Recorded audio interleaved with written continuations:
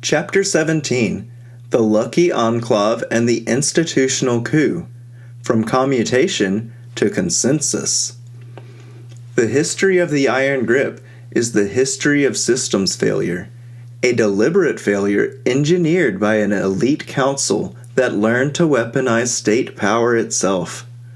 The evidence suggests that a network initiated by organized crime, Lucky Luciano, and perfected by state security apparatus, J. Edgar Hoover, ultimately coalesced into a self-selecting, highly insulated oligarchy.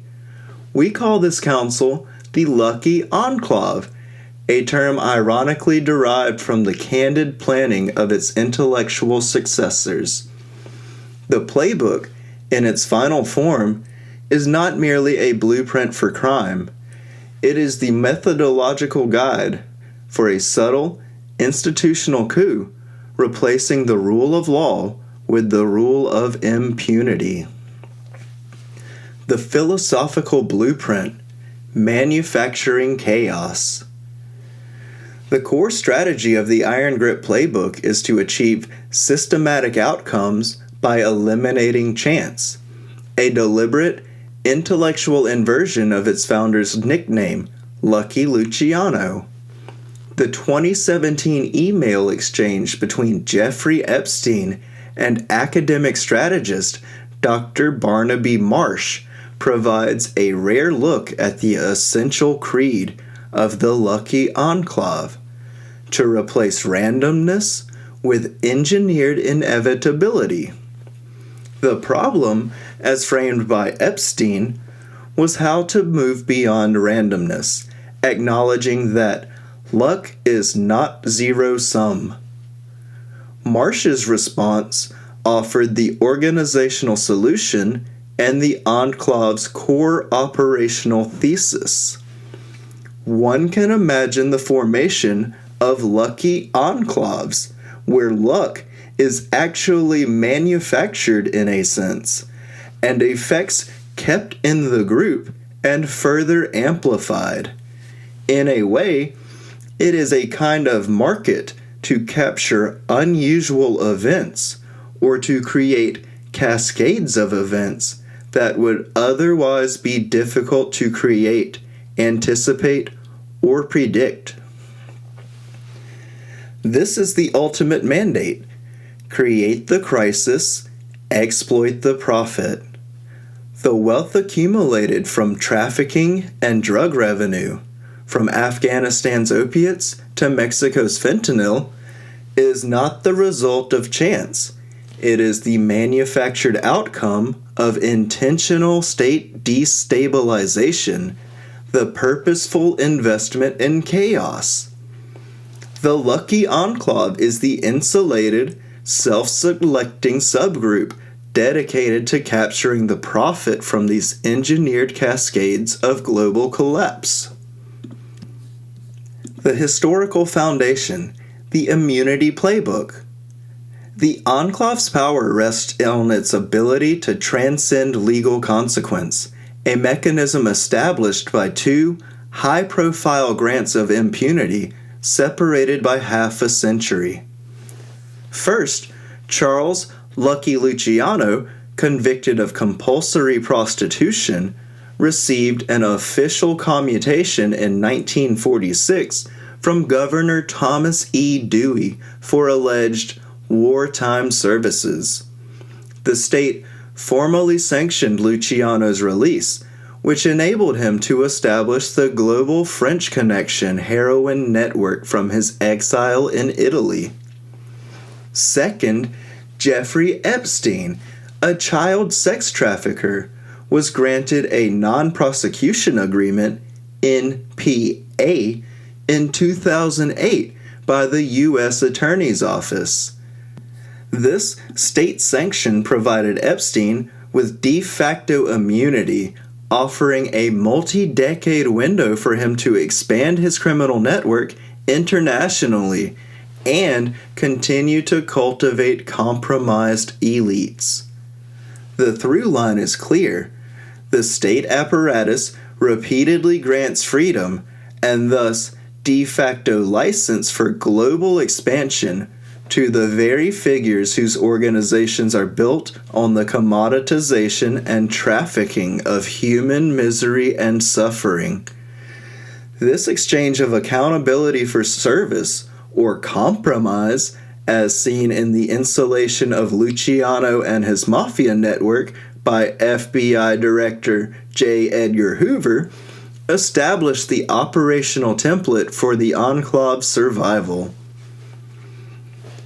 The operational mandate, weaponizing the supply lines.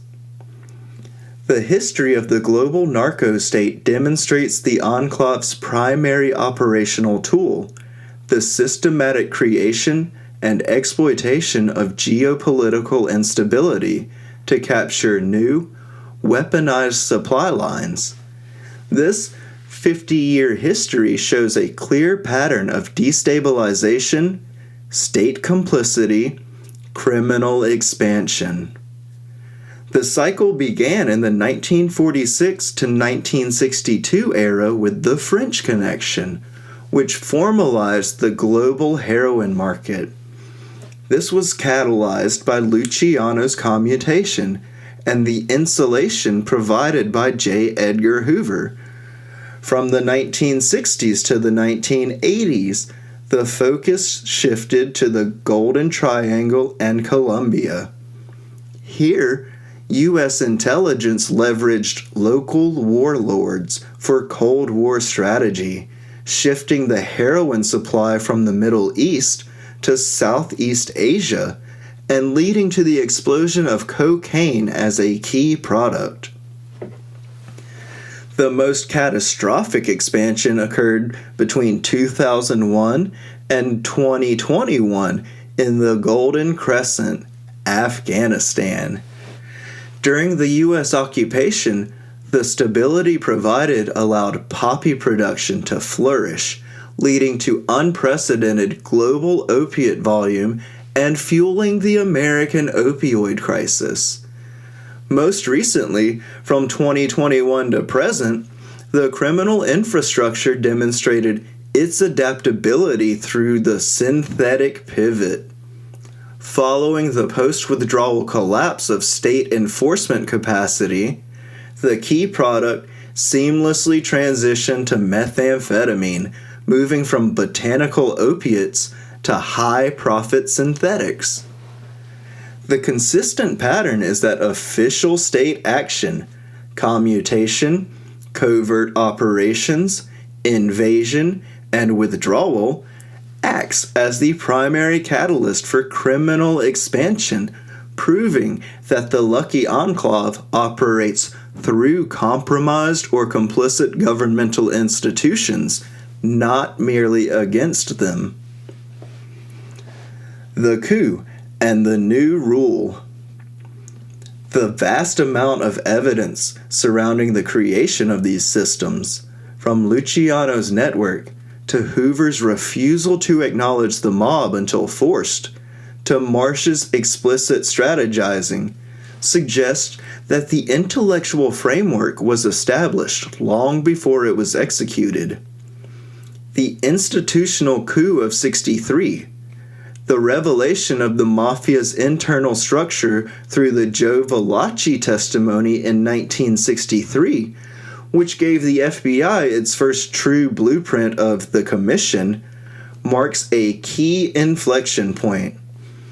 It is our assertion that the Lucky Enclave, having perfected its methodology, chose this moment to fully pivot from operating alongside the state, Hoover's blackmail-driven protection, to operating as the state. Hoover's institutionalization of the methodology, the use of intelligence, blackmail, and political compromise, was handed down to the new Enclave Council. The subsequent actions of world leaders, from the endless cycles of war, Vietnam, Afghanistan, Iraq, to the inexplicable policies that always favor criminal interests, have become perfectly rational when viewed through the lens of organized crime. The Iron Grip Playbook. Our leaders, by systematically creating chaos abroad and harvesting the profit at home, have become the most successful crime bosses in history, enslaving the Western world from the shadows. The price of their cooperation is their silence, secured by the constant threat of plata o plomo. This is the system, and the system, perfected through decades of manufactured chaos, was primed for its ultimate objective. We now turn to the direct consequence of the Enclave's successful institutional coup, the final, most devastating stage of the playbook, the greatest heist of all, the iron grip on Fort Knox.